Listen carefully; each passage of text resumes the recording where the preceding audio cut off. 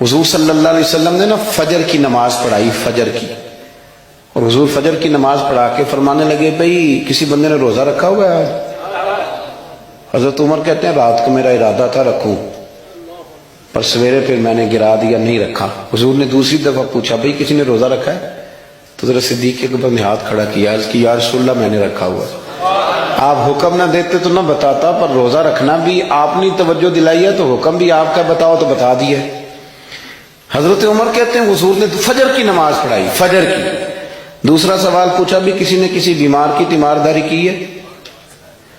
تو حضرت عمر کہتے ہیں میں نے فٹافٹ عرض کی یا رسول اللہ ابھی تو نماز فجر پڑھی ہے، تو اب گھر جائیں گے تو تیمارداری کریں گے۔ تو حضور نے فرمایا عمر تو ذرا ٹھہر جانا، جلدی نہ کر، ٹھہر نا ذرا، رک تو صحیح۔ تو حضرت عمر فاروق رضی اللہ تعالیٰ عنہ فرماتے ہیں میں چپ کر گیا، حضور نے فرمایا بتاؤ بھی کسی نے تیمارداری کی ہے؟ تو صدیق اکبر نے ہاتھ کھڑا کیا، عرض کی یا رسول اللہ عبد الرحمن بن عوف رضی اللہ تعالیٰ عنہ 2-3 دن سے نماز پڑھنے نہیں آ رہے تھے، رات میں نے پتہ کرایا تو پتہ چلا بیمار ہے، اور حضور مجھے یہ بھی پتہ ہے وہ میرا یار ہے، مجھے پتہ ہے رات کو جلدی سوچا پر تہجد میں ضرور اٹھتا ہے، تو حضور میں بھی ذرا فجر کا وقت جلدی اٹھا ہوں تو فجر میں آنے سے پہلے عبد الرحمن ابن عوف کی تیمارداری کر کے آیا ہوں۔ حضرت عمر کہتے ہیں میں نہ ہلکا ہلکا ڈھیلا پڑ گیا۔ حضور نے تیسرا سوال پوچھا، فرمایا کسی نے کسی مسکین کو کھانا کھلایا؟ کھانا کھلایا کسی مسکین کو؟ حضرت سیدنا عمر فاروق کہتے ہیں میں نے پھر عرض کی، میں نے کہا یا رسول اللہ ابھی تو فجر پڑی ہے، گھر جائیں گے کوئی چیز لیں گے تو کھانا کھلائیں گے۔ تو حضور پھر مسکرائے، فرمایا عمر تو ذرا ٹھہر نہیں جاتا، ذرا ٹھہر نہ، ذرا نظارہ تو کرنا، گویا یہ شان صدیق اکبر کا جلسہ ہو رہا، ذرا ٹھہرنا۔ حضور نے پھر پوچھا بھی کسی نے کسی مسکین کو کھانا کھلایا ہے؟ تو حضرت عمر کہتے ہیں لوگ سارے دائیں بائیں دیکھ رہے تھے اور میں چپ کے ابو بکر کو دیکھ رہا تھا، کہ مجھے پتا تھا کہ بولنا اسی نہیں ہے، اور دل میرا کر رہا تھا کہ کہہ دوں دیو جناب جواب، دل میرا کر رہا تھا۔ وہ سمجھ گئے تھے کہ سونا راضی کن کاموں میں ہو، بس یہ نقطہ انہوں نے پا لیا تھا۔ حضور نے فرمایا بتاؤ کسی مسکین کو روٹی کھلائی ہے؟ تو جناب سیدنا صدیق اکبر نے ہاتھ کھڑا کیا، عرض کی یا رسول اللہ سویرے اٹھا ہوں تو چھوٹا بیٹا بھی اٹھ گیا تھا، اور میرے وضو کرتے سنت پڑھتے ماں سے کہنے لگا بھوک لگ رہی ہے، تو ماں نے 2 روٹیاں بھی پکا دی، تو حضور ایک اس نے کھائی دوسری اس کے ہاتھ میں تھی۔ جب ہم نکلے ہیں نا گھر سے تو دروازے پہ ایک فقیر کھڑا تھا، مسکین کھڑا تھا، کہہ رہا تھا رات سے بھوکا ہوں، کوئی دروازہ کھلنے کا انتظار کر رہا تھا، ابو بکر سب سے پہلے تیرا ہی کھلا ہے۔ تو حضور میں نا اس مسکین کو ایک روٹی کھلا کے آیا ہوں۔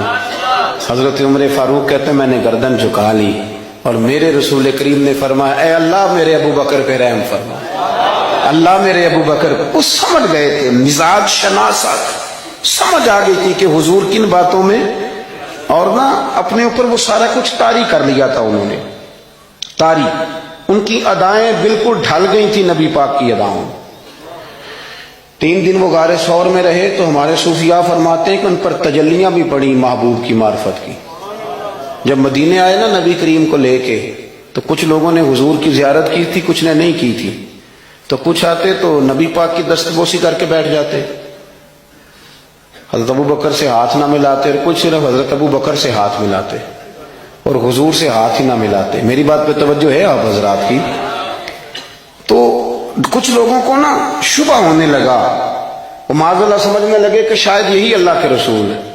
حضرت صدیق اکبر یہ کیوں شبہ ہوا؟ تو ہمارے محدثین فرماتے ہیں کہ ابو بکر صدیق بولتے بھی اس طرح تھے جو میرے نبی پاک کا طریقہ، بیٹھتے بھی اس طرح تھے جو رسول پاک کا طریقہ۔ کہتے ہیں انہوں نے امامہ باندھا ہوا تھا تو جو امامے کا پیچ حضور کا ڈھیلا رہ گیا تھا ان کا بھی ڈھیلا رہ گیا تھا، اس طرح اپنے آپ کو مزاج میں ڈھالا تھا، تو من شدی من تو شدہ، میں اس طرح ڈھالا تھا مزاج میں، اس طرح کہ کوئی فرق ہی نہیں نظر آتا تھا۔ وہ کہتے ہیں جب حضرت ابو بکر صدیق نے دیکھا نا کہ لوگوں کو تو شک ہو رہا ہے، کوئی میرے ساتھ ہاتھ ملا کے بیٹھ جاتے، تو حضرت صدیق اکبر نے کہا کوئی ایسا کام کرنا چاہیے کہ پتہ چلے آقا کون ہے غلام کون ہے۔ اٹھے، کندھوں پہ چادر تھی، وہ اتار کے نا تو حضور پہ سایہ کر دیا، لوگوں کو پتہ چل گیا کہ سایہ کرنے والا کوئی غلام ہے، اور جس پر سایہ کیا جا رہا ہے وہ آقا ہے۔ کیا خوبصورت نقطہ لکھا ہے مفسرین نے شارحین فرماتے ہیں تھوڑی دیر کے لیے، تھوڑی دیر کے لیے، تھوڑی دیر کے لیے حضرت ابوبکر صدیق نے حضور کے سر انور پر اپنی چادر کا سایہ کیا تھا۔